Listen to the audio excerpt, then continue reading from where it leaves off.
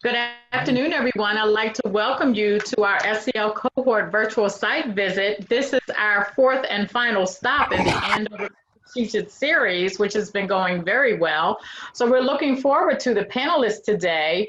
I'd like to turn it over to Janet Robinson, who is the superintendent for the Stratford Public School System. Janet? Thank you, Lois, and welcome everyone today. We're so happy to have you here. I'm Janet Robinson. I work closely with Sheldon Berman. Dr. Berman and I co-chair the cohort for SEL. This is our fourth visit to Andover, and we have had such a very enjoyable and educational time in Andover, and you have been a wonderful host, Shelley, so we're all looking forward to this final episode. And so I'd like to present Dr. Berman. Thank you, Janet. It's really wonderful to do this and to be part of it. Maybe we give Mort a moment to talk about AASA and a little bit about the program. I want to repeat and emphasize what Shelley and Janet have done in terms of bringing this site visit to everybody, and thanking you, Shelley, and your team for the past couple of weeks and making this happen. We at AASA are just so pleased with this entire initiative, the SEL cohort working nationally to bring together people who care deeply about children. And I've said this before, and I don't know if I could ever say it enough, I can't imagine a more important time for this work than now, and for candid, honest, important conversations about the welfare of each and every one of our children. And so thank you all for being part of this conversation, and special thanks to Janet and to Shelley and to Eric and to Michael for your leadership as co-leaders of our SEL cohort. Shelley, to you. Thank you, Mort. And welcome, everyone. I'm very excited for this fourth and final stop on the tour, because this is an opportunity for people to meet some key leaders in Massachusetts who've actually created the environment and the conditions for school districts to take the work to the next level. Their support, their initiatives have created both the professional development, the collegiality, the teamwork that has enabled districts to launch their work in social emotional learning, provide collaborative support in the work, guidance on strategies, and enabled all of us, in essence, to have permission to do this by making it an important part of the instructional program, not only for the state, as you will hear from the Department of Elementary and Secondary Education, but organizationally with key organizations in the state and universities supporting this work. I want to introduce our panel. I'm going to talk very little about Andover this time. I have in the past, but I want to give you a sense of who they are and what you're about to hear. So first I want to introduce Rochelle Engler Bennett, who's an Associate Commissioner of the Massachusetts Department of Elementary and Secondary Education. Actually, I go back a long way with a lot of people, but I really go back a long way with Rochelle. She and I worked on a project together back in the 1980s. So it was a very exciting project, bringing social responsibility into the curriculum of schools, and work when I was working with Educators for Social Responsibility. And Rochelle is now the key leader for social emotional learning in the Department of Ed here.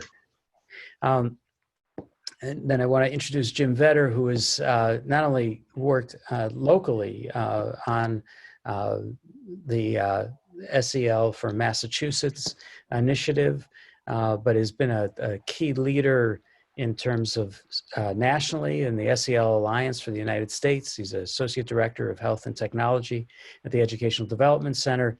He's got his hands in a lot of places that make a difference. And Jim has been a key individual who's pulled the field together and pulled the individuals who have strong interests together to support them. Sarah Krochman is the Executive Director for Transforming Education.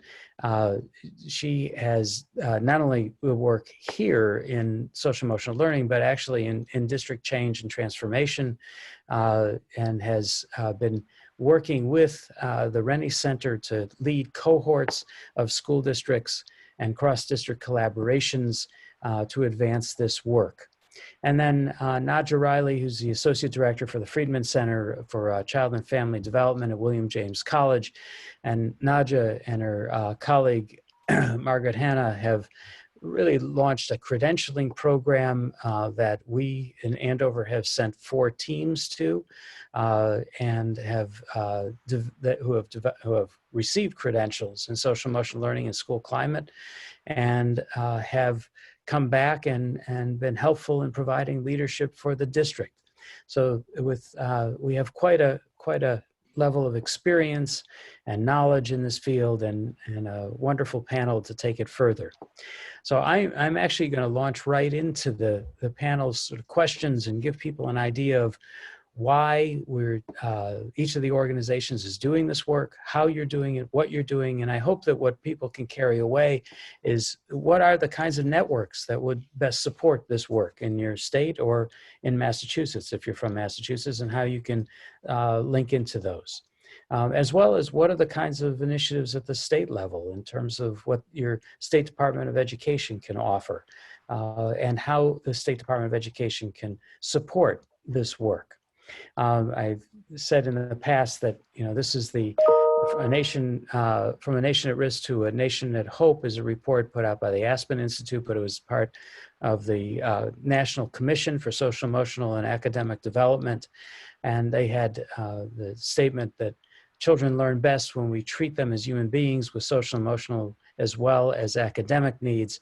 And the key point of, I think, our work and all of our work is that essentially the social curriculum is as important as the academic curriculum.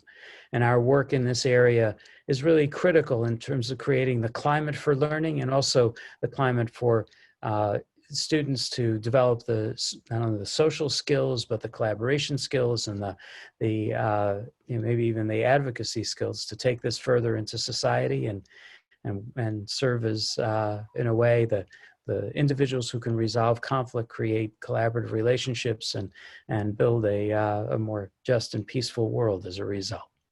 So I'm going to begin this in a more informal way and I'm going to begin with Jim and ask you, why did your organization make a commitment to promoting social emotional learning in Massachusetts and around the country? Because you have a broader, what motivated that commitment? Oh, thanks, Shelley. Yeah, for the Social Emotional Learning Alliance for Massachusetts, we started back in 2011 with a group of individuals who were champions for SEL in Massachusetts. And at that point, there was some strong interest in SEL, but it was really in pockets around the state. And so folks like district leaders, people like Shelley Berman, who has been a strong SEL proponent in Massachusetts for a very long time, came together and decided that if we worked together, we could support each other, we could help raise awareness of social emotional learning, we could help promote effective practices, and we could advocate for policy for SEL. And so that's really what sparked it off, is that lots of us were doing the work individually, but through convenings like this convening today that you're doing for AASA, the chance to pull people together to share best practices and connect to the kind of the science-based best practice resources like that National Commission on Social Emotional Academic Development that you mentioned, Shelley. And you were modest enough not to mention that you were the lead author on the practice-based document. Thank you, Jim. Sarah, you took Transforming Education, does a lot of work in school change, but you made a commitment to social emotional learning. Why? Yeah, I'm motivated by a lot of the same things that Jim mentioned, but to go back a little bit further and take a personal note, I started my career in education consulting at the Parthenon Group, which is now a part of Ernst & Young, or EY. And in that role, I had the opportunity to support district leaders and state leaders in crafting their strategic plan, specifically around the education system, and in rolling out large-scale reform efforts. And a lot of what we were working on at the time was about Common Core or Race to the Top plans or new approaches to teacher evaluation. And it felt to me like every one of those conversations started to to be a bit of an echo chamber. Felt like we were talking about variations on the theme of reading and math skills are what matter, and if we could just get those things right, then everything else will fall into place. And frankly, that just didn't resonate with me at a human level. It felt like that was not a complete answer. And as I talked to teachers and leaders and parents, you know, whenever I asked what they wanted out of their child's educational experience, the answer was always broader than that. You know, they wanted young people to learn how to take the perspective of others, to work collaboratively, to solve problems. You know, and I think as I dug deeper in, I realized that the research and the work of many employers and employer councils corroborated that same thing, that we need young people today more than ever to be able to use those social emotional skills and to really critically examine the world around us and to affect change in that world. So that was the line of thinking that motivated me to leave that position and to start transforming education about 7 years ago now. And we'll talk more about the work that we do in greater detail later, but at a high level, we partner with school systems to support educators in fostering the development of the whole child, specifically so that all children, and particularly those from underserved populations, can thrive. That's great. Well, thank you, Sarah. And Naja, you took your university your college in a very bold way into launching a credentialing program, which is, I think, one of the first in the country. Yes, and thank you, first of all, for having me on the panel. It's such a pleasure to be with all of my colleagues and to be able to spend some time with everyone. And I also want to acknowledge that the co-director of the program is also here, Margaret Hanna. And we were very fortunate to be part of William James College because the college has a deep commitment to the mental health promotion and prevention of emotional disturbance. And so really using that in prevention science was one of the things that prompted us to think about how to use the research in prevention and child development to create a program that would create systemic change. And so the college is also really committed to creating a workforce that will be able to then go forth and instill this systemic change. So it was only a natural and fitting that we create a program that allowed us to take in teams of educators and be able to think about how to use SEL not just as a singular intervention, but as a way of creating systemic change and of breaking down silos, very much like what Sarah was saying, instead of taking a look at behavioral health separate from learning or taking a look at different programs separate from educational policies and advocacy, really thinking about how to work all of that together. That's great. Thanks. And, you know, the departments, oftentimes we see departments of education being more compliance driven and than they are, you know, promoting support. But in Massachusetts, I think the department has really tried to shift and set some pretty bold instructional goals. And Rochelle, you've been at the center of this work for quite a while. What moved, and I believe that the social emotional learning is one of the 5 major goals in the department. How did that happen? Sure, and I echo, it's just an honor to be with all of you.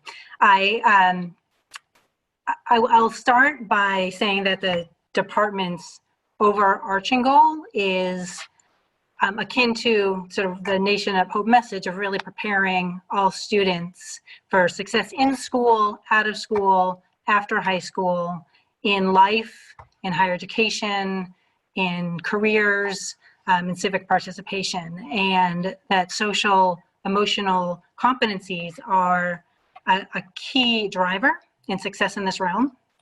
And as Shelley mentioned, we do have as one of our 5 core strategies supporting social emotional learning, health, and safety, because we do see it as such a core component.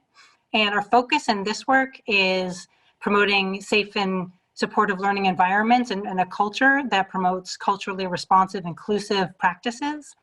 And we sort of have evolved our work, and I would say really intensified our focus in this realm over the past 5 years. And I think there are a number of reasons for that. One has to do with sort of additional national attention and research meta-analyses that showed the benefits of social emotional learning, including on academic achievement, on attitudes and behaviors, and on reducing emotional distress. I'd say we've also heard an outcry from across the state, from leaders and staff and families and students, akin to some of what you've heard from the other panelists, to say that perhaps the pendulum swung too far with a focus on accountability and a narrow view of academics, and that the ability to be self-reflective and self-aware, and the ability to navigate emotions and choices, and the ability to interact with others and make responsible decisions, that those are key components to success on every level. And I would say that we have also been supported by the legislature. We've had a number of laws that have supported efforts in this realm, and the department support for districts in this realm, including a Safe and Supportive Schools Framework Law, and others that really focus on culture and climate, as well as aligning initiatives. So what I'd say our approaches really could be described with three broad brushes. One is really looking to integrate the promotion and development and strengthening of social emotional competencies throughout our initiatives and throughout our high leverage documents and resource guidance. So there are a few examples listed here. I can mention a few. And then I can also speak to that another area of focus is on creating specific guidance and professional development opportunities related to ways to strengthen social emotional competencies in adults and in students. And then another sort of broad approach is related to engagement with districts and others to be able to help learn from districts and help districts learn from each other. So in terms of integration, I'll mention that with our revisions processes with our curriculum frameworks, we have been incorporating guiding principles related to social emotional learning across math and ELA, English language arts, history, social sciences, and the arts. We're also in process of revising our comprehensive health framework. We also have a number of guidance documents related to multi-tiered systems of support, safe and supportive learning environments, inclusive practices, and have social emotional learning really be one of the underpinnings.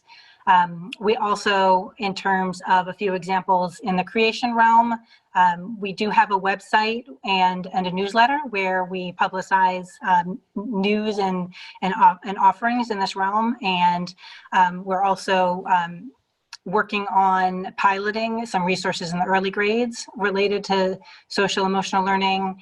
And we have some work related to the intersection with SEL and equity. And we've been offering a number of guidance documents and webinars with EDC and Transforming Ed Education Development Center that Jim represents too. And we also, and other partners for the field in relation to the school closures associated with COVID. And then lastly, in terms of engaging, we have a number of different ways that we are having learning networks and grant opportunities.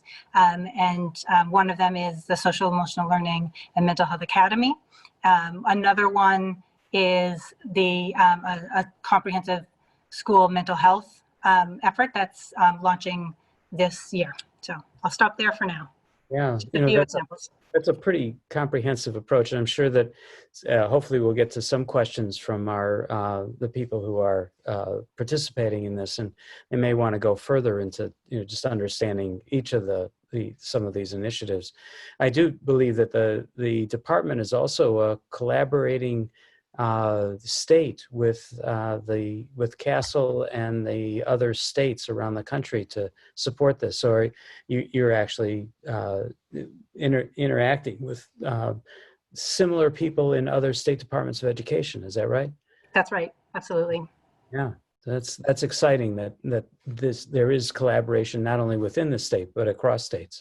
That's right. It's a great opportunity to help us focus our thinking and to learn from other states in terms of the way that they're tackling challenges and having some success. Yeah. Thanks, Rochelle, for sharing some of the work of the department. I think it would be helpful for people to understand the work of each of your organizations. And maybe Nadja, take us a little bit more deeply into the operations of what does this look like as a credentialing program? Absolutely, I'd be happy to do that. So we have been so fortunate to have cohorts from different districts that have joined us for the past 3 years in a graduate certificate in school climate and social emotional learning. And the program is blended, meaning that there is a combination of in-person residence days with online work. And we follow the academic calendar, so it's for 9 months. And we make sure that we start by having a very close interaction with superintendents. And we've been so fortunate, Dr. Berman, as he mentioned, sent his teams from Andover. And I think really the theme of collaboration that all of the panelists have been mentioning is so critical. The collaboration with other agencies, but also the collaboration among districts that we have seen as part of this program has really been outstanding. And what we do is really, we're very targeted in the way that we share assignments so that each assignment contributes to the 3 to 5 year strategic planning that this group will then bring back to the district. And really our goal is to have a group of leaders very much in a distributed leadership model where they can feel empowered to bring back the work and share and make a distinct change within their districts. The other wonderful thing is that, you know, that these groups work really hard. And so each participant then receives 15 graduate credits from the Department of School Psychology. We've been very fortunate to be able to offer that because really they put in a lot of work. And so it's wonderful to be able to meet that work with this increased certification. One of the things that has been incredibly helpful from this is the development of professional learning communities. And so we still stay in touch with teams from throughout the years, and they tell us that they still stay in touch with other members from their groups. And they found that it was so helpful to think through and be creative about what to do in their own districts by hearing what other districts were doing. We've been able to track progress and get some evaluation from these groups, and we consistently have been getting evaluations that show us that there is an increase in terms of their learning related to social emotional learning, but also an increase in their confidence related to their work, seen as they understand how social emotional learning can be an integral part of their professional identity, both in integrating it into their daily practice, but also as leaders of this initiative. And I'll just take a moment to say that, you know, throughout this time, we've learned a lot of lessons to really think about how to continue to promote the work. And from that, what we've learned is that we want to enhance even further and enhance the work that we're doing by continuing to build upon the certification and allowing to create even a CAGS, so Certificate in Advanced Graduate Study, that will help us integrate all of that wonderful work that we learned through the certificate program, but also include a very important component, which is multicultural education.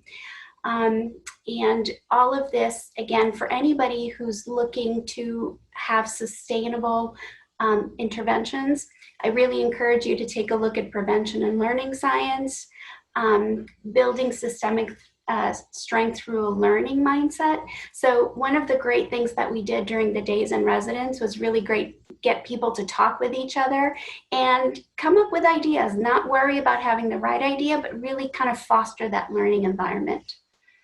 Another piece is really focusing on working with the adults. And I believe that's one of the great opportunities we have had is in working with the adult and really focusing on how critical adult social emotional competency is. Focusing on culturally sustaining practices and increasing cultural fluency. of course, data-driven approaches and a systemic focus. And I know that in other questions we'll dive a little deeper into that, but this has really been an incredible framework for us to use, and we're so excited to have the opportunity to offer this to even more educators across the state. Thanks, Nadja. You know, one of the vulnerabilities that I think the field has is in the area of professional development. You know, when I think about the organizations that are supporting this work or the programs that are supporting this work, oftentimes they've developed the programs but don't have the depth of professional development to provide to districts. And it was one of the themes that emerged with the National Commission, in fact, that the strength of the field had to grow in that area, so that teachers often, you know, attend a workshop that may be a day workshop on how do I do social emotional learning, and that's really not sufficient. And I do want to say that the teachers and administrators who've gone through your program have come out with just a very deep understanding, and it has been, I think, transformative in many ways, because it is not just a surface understanding, but it goes well below to understanding why they're motivated, understanding what it takes to make change and why this is important, and then what are the vulnerabilities of carrying this forward, and what do we need to know, and what is evidence-based practice, and what does that tell us about evidence. So the work that I think you've done is really breakthrough work that I hope other universities and colleges can pick up and work from. But that same model has been very much part of transforming education too, Sarah. You've worked on the really building cohorts of that are looking at strategy, and so share a little bit about how that has gone. What has been the form of that, and how has it worked? Mm-hmm. Yeah, absolutely, Shelley. It does feel like a good building upon what you just said, because as we've talked to district leaders across the country, we hear time and again, I know social emotional development matters, but help me understand what it looks like when done well, how to get started, and then how to do it in a way that really provides a sense of coherence and alignment. And so I would say those are the three needs that we continuously hear from district leaders and that we feel we're directly responding to. We work nationally, but I'll focus primarily on our Massachusetts work for today, since that's the sort of topic at hand. But our primary model of transforming education is to partner directly with an individual district over the course of 2 or 3 years. And our goal is really to build capacity of that district leadership team to address the needs of the whole child, and to do so in a sustainable way. And so we start by forming with the district leadership team, we start by forming a whole child team that can really lead and sustain the work across the district.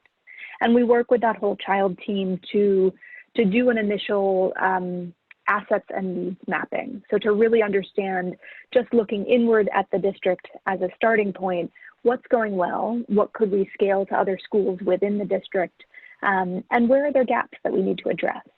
And so from there, using that needs and asset mapping as a starting point, we begin to develop a whole child strategy.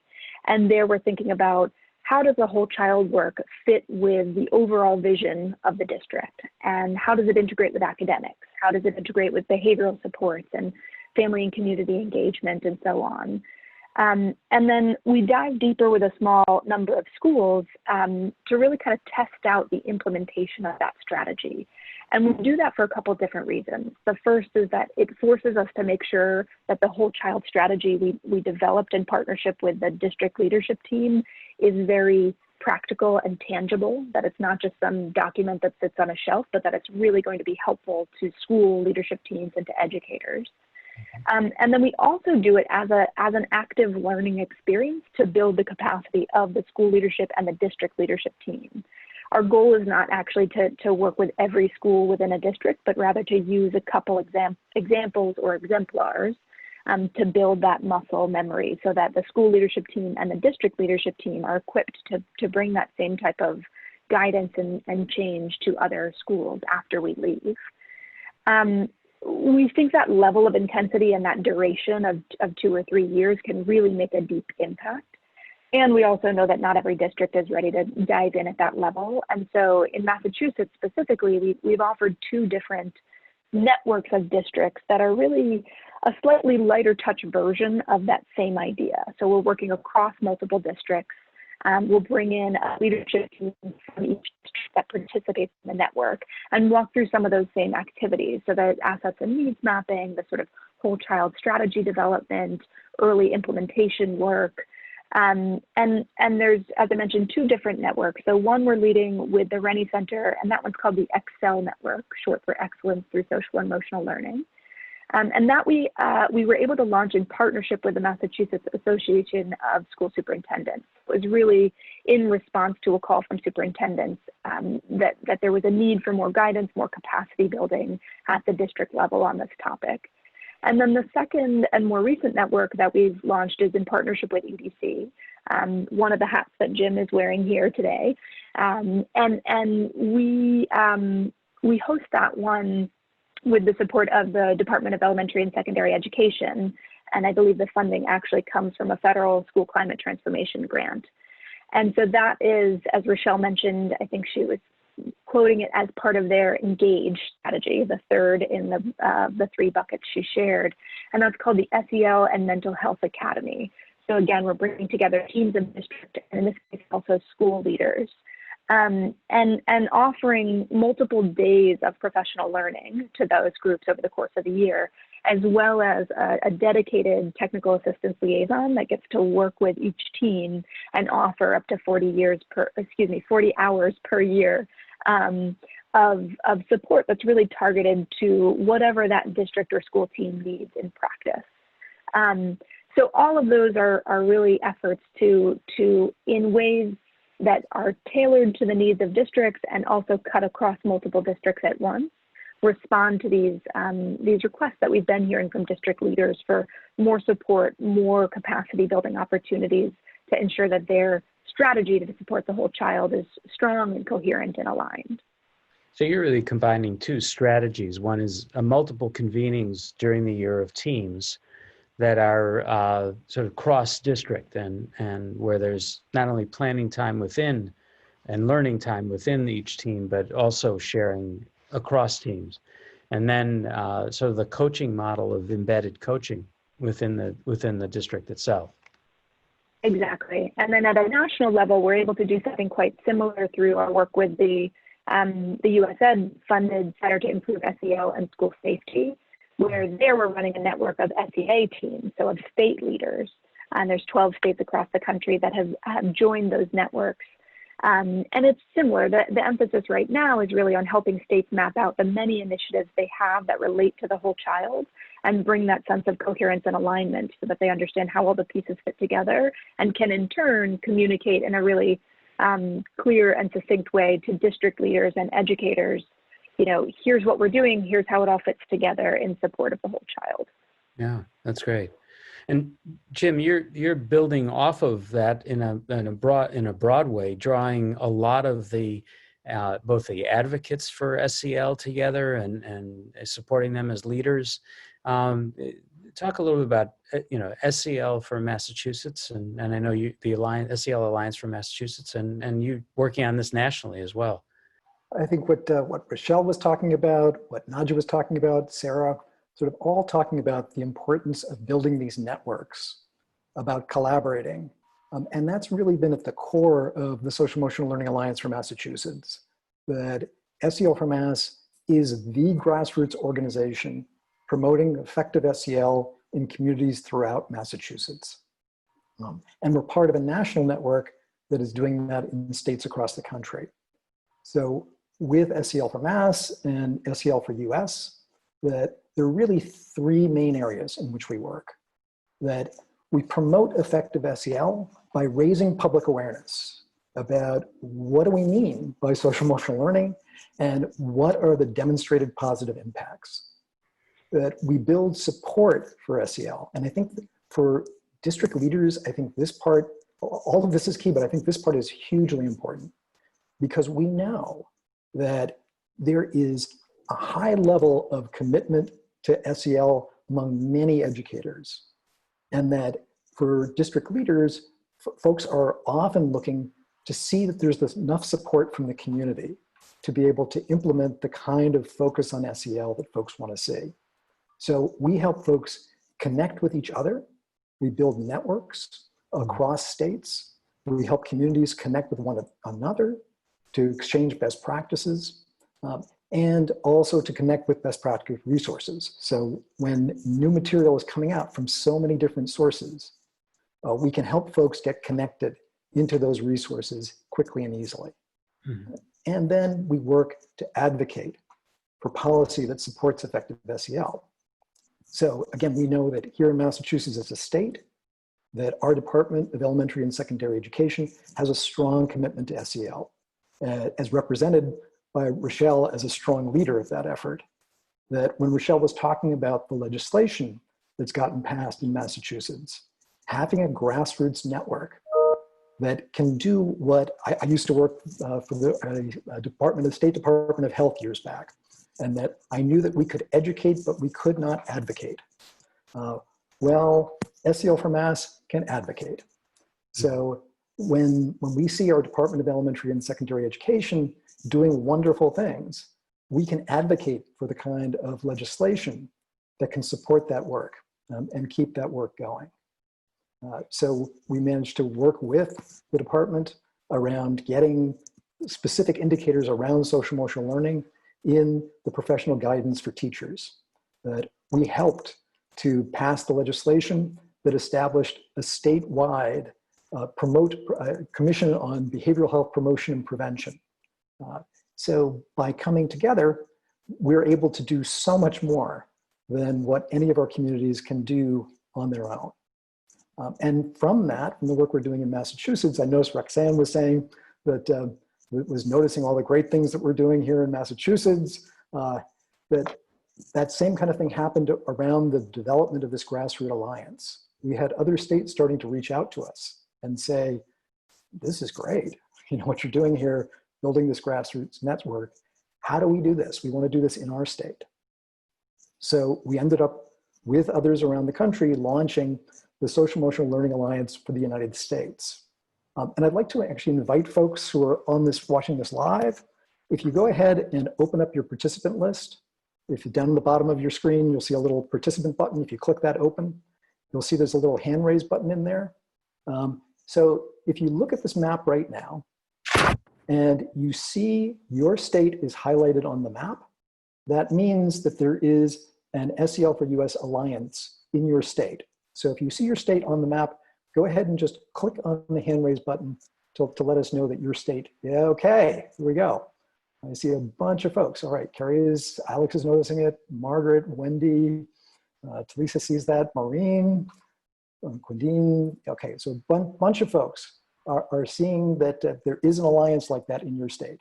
So let's put those hands down and look at the map again. If you do not see your state represented there, go ahead and raise your hand.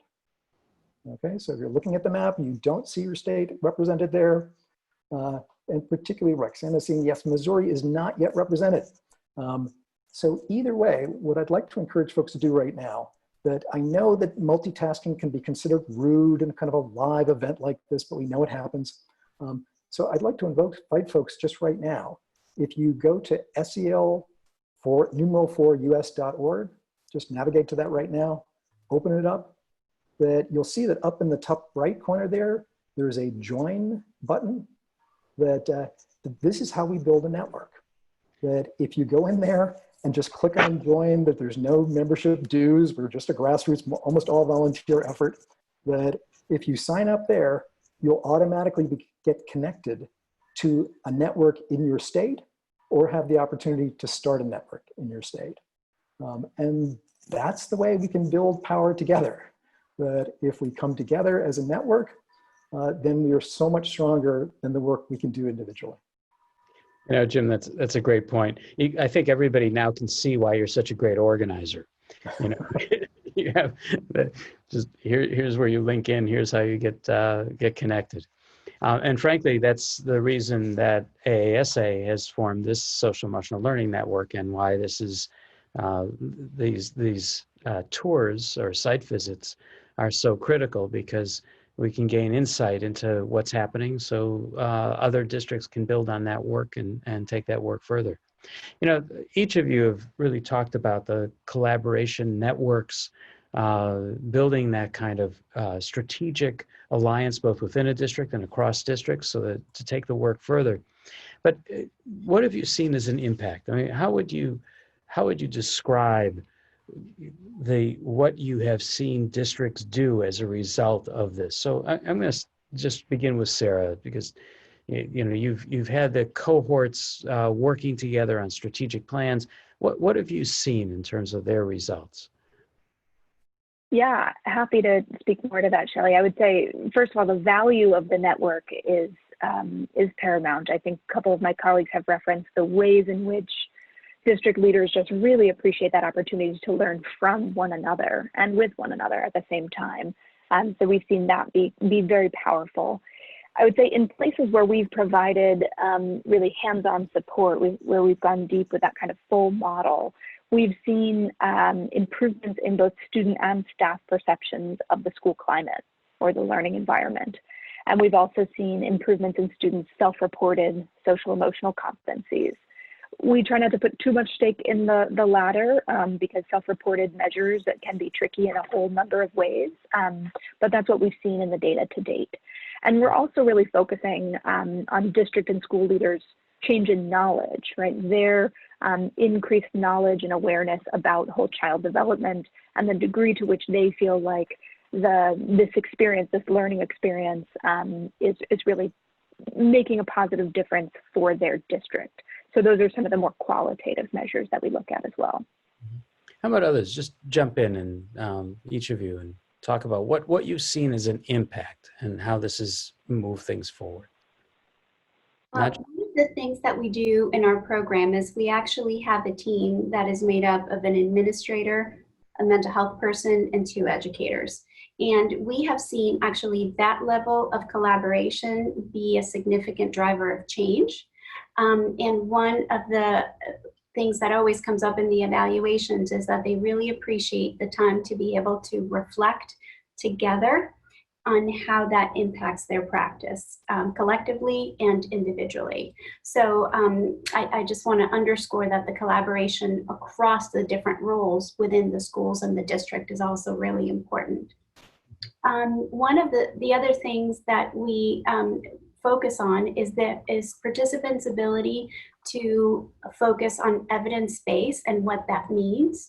And so one of the things we've noticed is that people start to take a look at, individual curricula differently based on what the evidence is for its effectiveness. But we also want to go beyond that to think about who was that normed on, what is the population when we think about equity, when we think about cultural inclusive practice, we want to examine the literature from that perspective as well. And finally, I think that we've seen kind of the stamina be built and continued. And one of the things that we noticed when people were feeling more isolated in this kind of work, like they didn't have a team behind them, was that they might have been the sole voice, or they might not have had enough power, if you will, to be able to drive change. And a great thing to see is not only the confidence in knowing the work, but also the drive to work together. Very much like Jim was saying, that movement within the team that then spread to other people and really gave more knowledge and power to the continued work, because it is a long-term work. It's not something that will be taken care of really quickly. And so it gave them, I believe, that stamina to continue, not only to learn for themselves, but then to engage others in that learning and that work. Now, Rochelle, you have a broad perspective of, the state. And so in terms of the initiatives that the state has pursued, where do you see it making an impact? How do you see that impact? That's a great question, and something we're continuing to look closely at over time. I mean, I think what Sarah and Nadja have spoken to are clear areas that resonate in terms of the kinds of impacts we've seen. I think that as a department, we really look to impact and support all schools and districts and collaboratives and other entities across the state, but we do look to have smaller sort of opportunities where districts can be learning from each other and we can be learning from them, as you know, as Sarah was saying, so that we can look to see, you know, what are some of the bigger visions and how can they be translated into action. And as Naja has spoken to, you know, how can we do some plan, do, study, act type cycles where there's some big vision goal and then some practical place to start, and then lessons learned from like starting small and seeing how the implementation unfolds and seeing where there's successes and challenges and then building upon those, and looking to scale those across classrooms, across the school, across the district, and for us at the department across the state. So I think you know, the impact is both seen on the individual student level or classroom teacher level or systems for a school level, or a district level, but also how can we then be continually scaling these efforts and all moving in a helpful direction together. No, thanks. And Jim, you have a state perspective as well, you know, and I actually, you talked already about the kind of advocacy that has turned itself into legislation that has moved SEL forward. And starting in 2011, and I know you were interested in SEL far before that and involved in programs like Open Circle far before that. So how would you see the change over time and where we are now as a state versus, you know, those earlier years? I think it's been really encouraging to see the heightened level of awareness and really the development of this kind of network, the various networks in the state of support. That I think as people realize the value of either joining a network, any of the networks that the folks have been talking about, or starting a network. That, you know, we started with just a few people coming together. That actually the organizations on this webinar were actually part of Teachers 21, which is part of William James College, was one of the founding organizations. That folks initially just a few people coming together. There are now 3,600 people on the SEL for US membership list. Mm-hmm. We have a Twitter following of over 14,000 people, mm-hmm. which puts our Twitter following right up there in the same league as our Department of Elementary and Secondary Education. And that when we come together to do that, we can see the impact that, you know, I think a lot of folks who work in schools and districts know the danger of the kind of the flavor of the month. Mm-hmm. Where, you know, we come in, that, you know, there's a district leader who has a kind of strong emphasis around something as important as social emotional learning. And then, you know, district leaders don't all stay in the same place over time, and that things can just get wiped out as folks move along. But we've seen when these networks build, there was one community in Massachusetts that's part of SEL for Mass, that a very strong SEL effort. A school district leader, a superintendent who was really passionate about it, and got some deep SEL work happening, evidence-based program, but really practices really infused. And then that superintendent left. And people in the schools were really worried that, boy, this could all just get wiped away. And what happened was that it was so built into the culture of the community.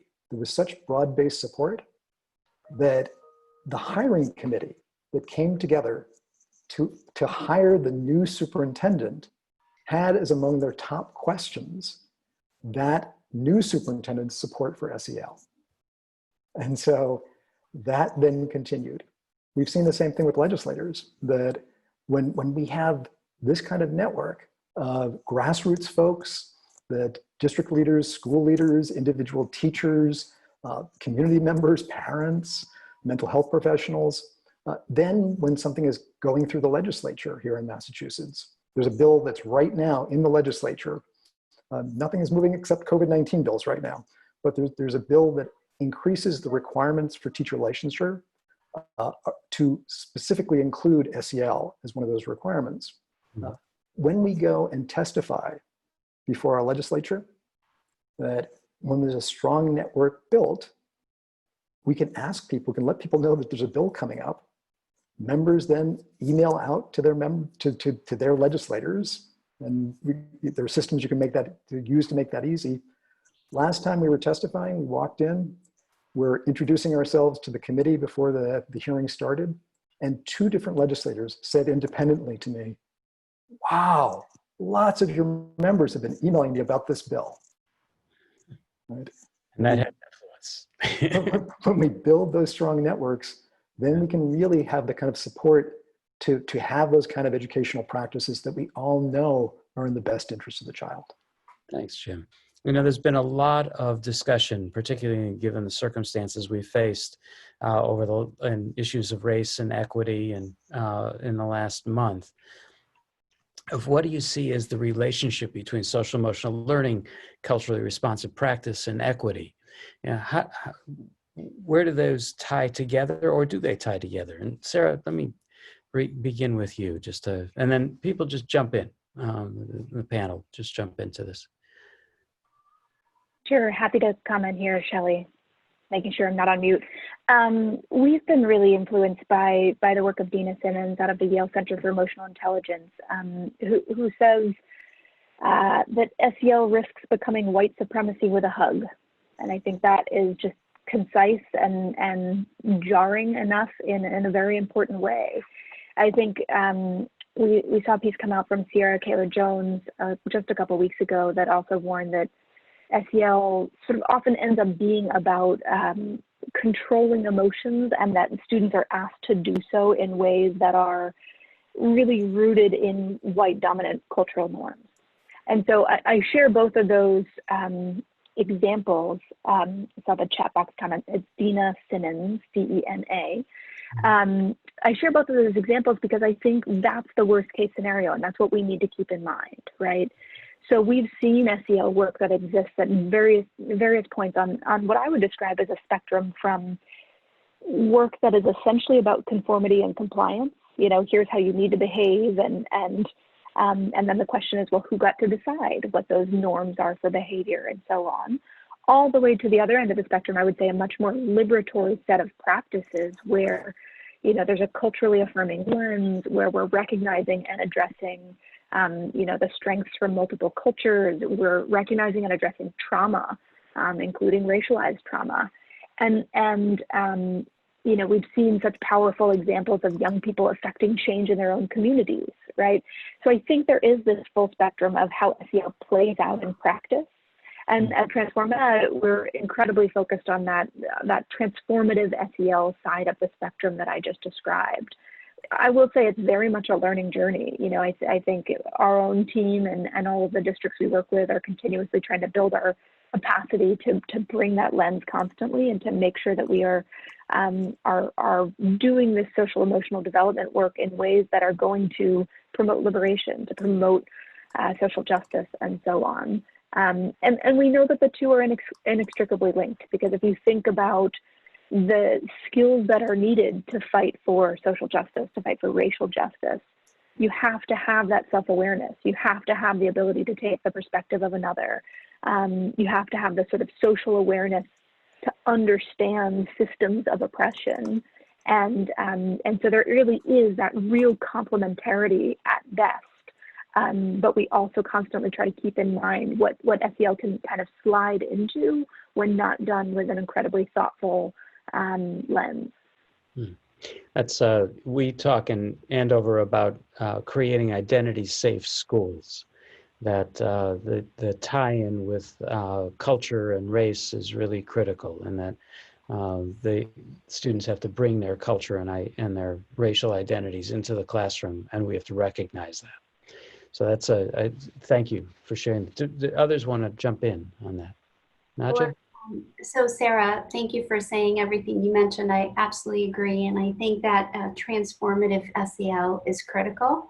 And I really want to underscore that transformative SEL is built on strong, respectful relationships between adolescents and children and the adults. And so in order for all of the work of examining inequities, for having the hard conversations, for really building systems of change, we can't forget that that relationship is so critical to do that. So a very important part is that professional development and that those opportunities to help the adults be able to learn the skills for introspection, for reflection, and then to be able to facilitate that with the students. So it's really critical that we think about it not just, you know, in terms of programs, like Sarah was saying, but that we think about how do we build the structures that will allow the adults to then be able to have those really deep, meaningful conversations with kids who are already so anxious to drive change. Mm-hmm. Thank you. Jim, Rochelle? Sure. Yeah, I'd like to underscore a few of those points. I fully support all that's been said. I think that if we take on strengthening social emotional competencies in a way where we don't have an equity lens, we do risk just focusing on a perpetuation of a white dominant cultural paradigm and behavioral expectations and consequences and individualism. And I think that if we take on equity goals without thinking about how we strengthen social emotional competencies, then we can't be fully effective in our efforts to self-reflect on bias, in our efforts to consider what actions we can take towards dismantling sort of racism and structural inequalities on so many levels. I think that we, as Nadja said, as adults, need to be self-reflective and think about how we can build our relationship skills so that we can, across very different perspectives, leverage the multiple identities of all students and staff to really sort of build upon the competencies of students. And just to highlight one of those points, that I think we often are so focused on students, and that is so essential, but we can't not focus on adults. It is so essential that we as adults think about what we do individually and how we work together in our organizations and agencies and across systems towards equity goals. Yeah. And our own self-reflection about our own institutions, our own selves. Exactly.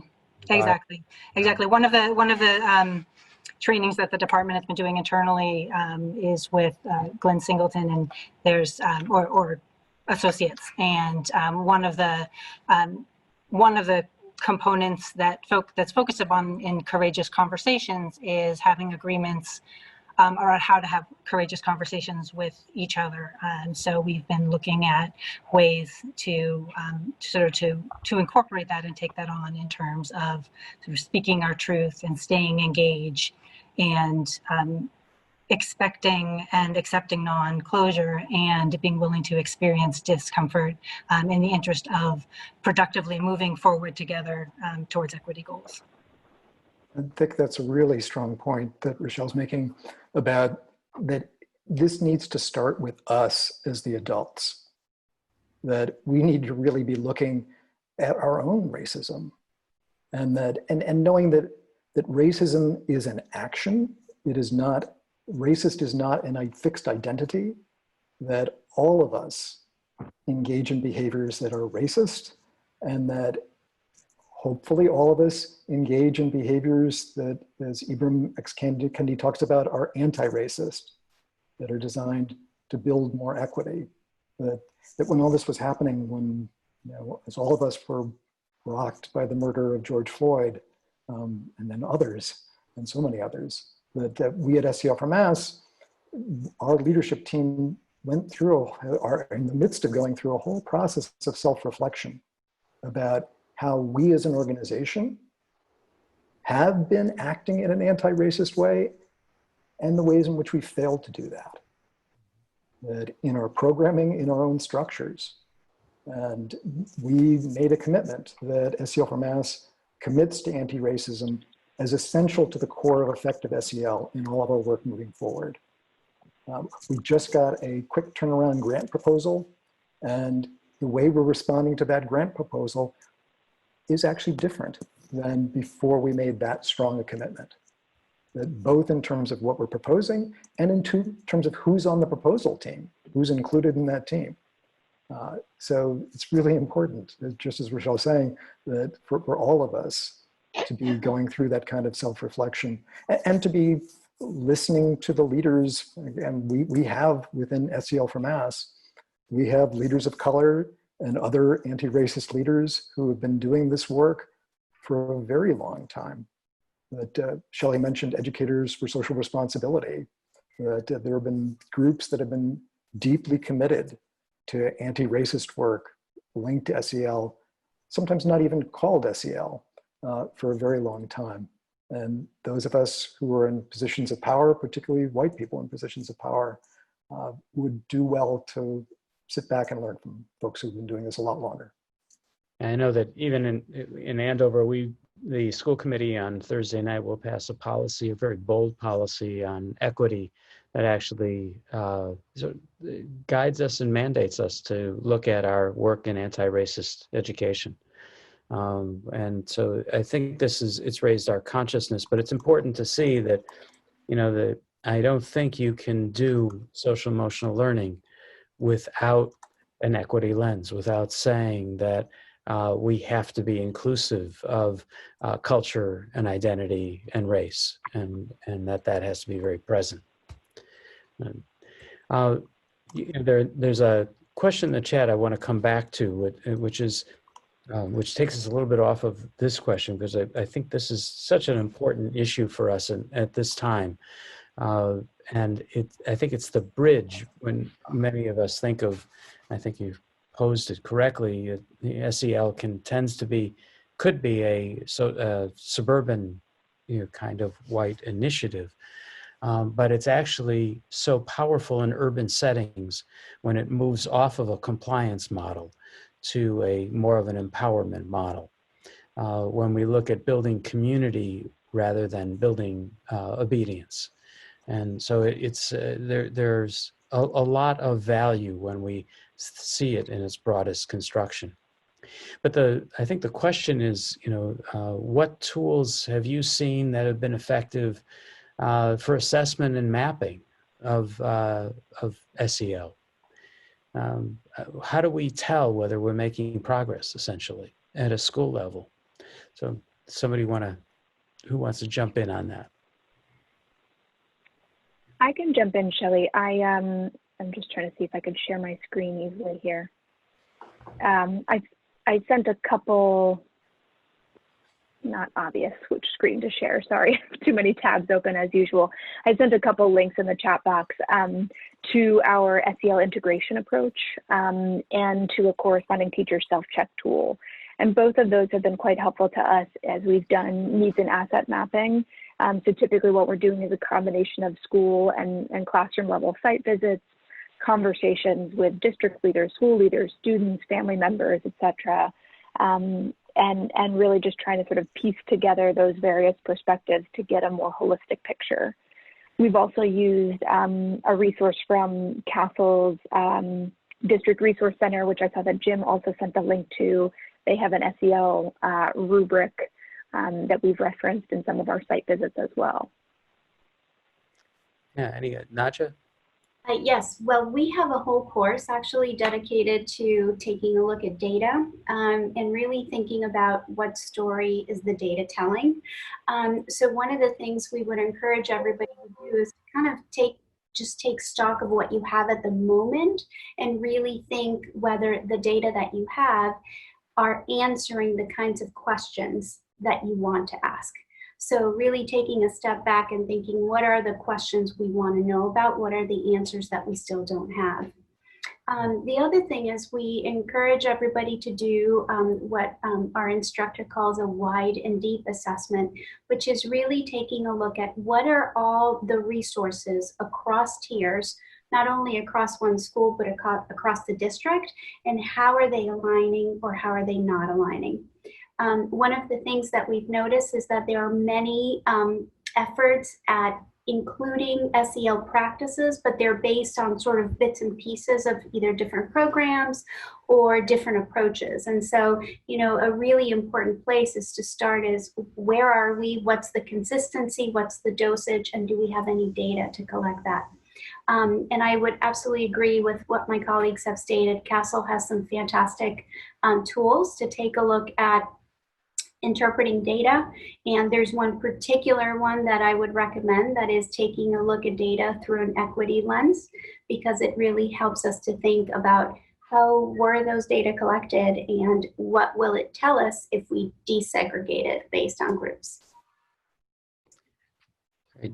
Jim or Michelle, you want to, any thoughts there? Well, I just tossed into the chat there. There's a Measuring SEL website that is a collaborative effort. Transforming Ed was involved in that. CASEL and several other institutions, which is just one place you can go to see a whole range of measures that have been developed and learn a little bit more about what the measures are, how they've been tested, and what they measure. That's great. Yeah. I think, I mean, I really appreciate sort of all that's been mentioned. And I mean, just a few things from the department, I think, to contribute to different lenses around data and then looking at the root cause analysis behind data. But from our department, we do collect from districts and then put back out some information related to student removals. So looking at sort of disparities related to removals can be, you know, one factor. We have a number of data systems that provide information about sort of warning indicators related to students. We also have a number of efforts where we're helping districts sort of strengthen and degree they're looking at their systems of support. So related to how many, like relationship mapping with students and adults, and in relation to looking at, you know, if there's a student support team talking about students, like what are the domains being looked at and what are the opportunities and strengths for each student that are being looked at, so that there can be a broad perspective around what kinds of universal supports for all students can be helpful, and then where can additional supports and strategies come into play for students to help further strengthen social emotional competencies, and then how can focus on adults really support this work.